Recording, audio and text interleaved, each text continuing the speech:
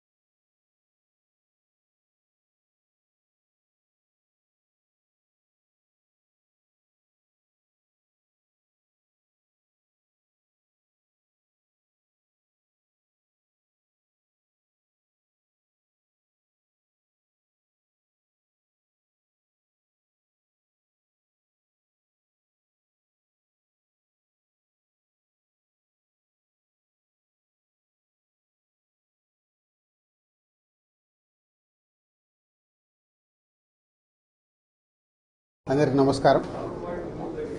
Telangana film development corporation చైర్మన్గా ఈరోజు నేను ఛార్జ్ తీసుకోవడం, ఈ అవకాశం ఇచ్చిన ముఖ్యమంత్రి శ్రీ రేవంత్ రెడ్డి గారికి, అలాగే ఫిలిం మినిస్టర్ కోమటిరెడ్డి వెంకటరెడ్డి గారికి, వారిద్దరి నమ్మకం ఈ ఎఫ్డీసీ ఇటు ఫిలిం ఇండస్ట్రీకి, ఇటు తెలంగాణకి, ఇటు గవర్నమెంట్కి మధ్యలో డెవలప్ చేయాల్సిన అవసరం ఎంతైనా ఉంది. ఎందుకంటే ఒకప్పుడు ఎఫ్డీసీ అంటే సినిమా ఇండస్ట్రీకి అన్ని రకాలుగా సినిమా ఇండస్ట్రీలో ఇన్వాల్వ్ అయి ఉండేది. సో మళ్ళీ ఆ పూర్వ వైభవం ఎఫ్డీసీకి తీసుకురావాలనేది సీఎం రేవంత్ రెడ్డి గారి ఆలోచన. సో దాని గురించి నన్ను ఎఫ్డీసీ చైర్మన్గా నియమిస్తున్నానని చెప్పారు. సో 100% సీఎం రేవంత్ రెడ్డి గారి విజన్కి ఈ ఫిలిం ఇండస్ట్రీని గవర్నమెంట్ మధ్యలో తెలంగాణలో ఫిలిం ఇండస్ట్రీని ఇంకా గ్రోత్ చేయాలి.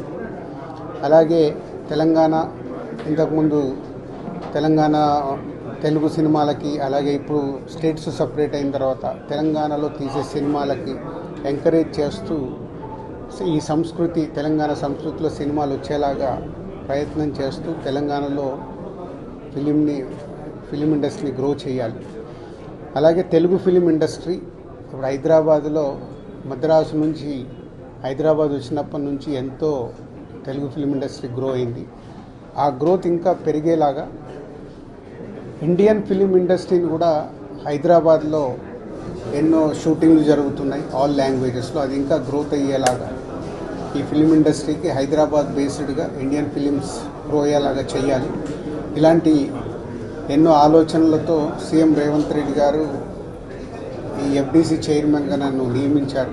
సో ఫిలిం ఇండస్ట్రీలో ఇటు Telugu film chamber of commerce కానీ, అలాగే Telangana film chamber of commerce కానీ, ఫిలిం ఇండస్ట్రీకి కావాల్సినవి గవర్నమెంట్ నుంచి ఏమేమి పనులు చేపియాలి, ఏమేమి చేయాలని ఎఫ్డీసీ వారధిగా ఉంటూ అటు ఫిలిం ఇండస్ట్రీకి, ఇటు గవర్నమెంట్కి, ఇటు ఫిలిం ఇండస్ట్రీ అంటే ఇక్కడ తెలంగాణలో ఉన్న ఎగ్జిబిటర్స్ వాళ్ళకి ఎన్నో సమస్యలు ఉన్నాయని చెప్తున్నారు.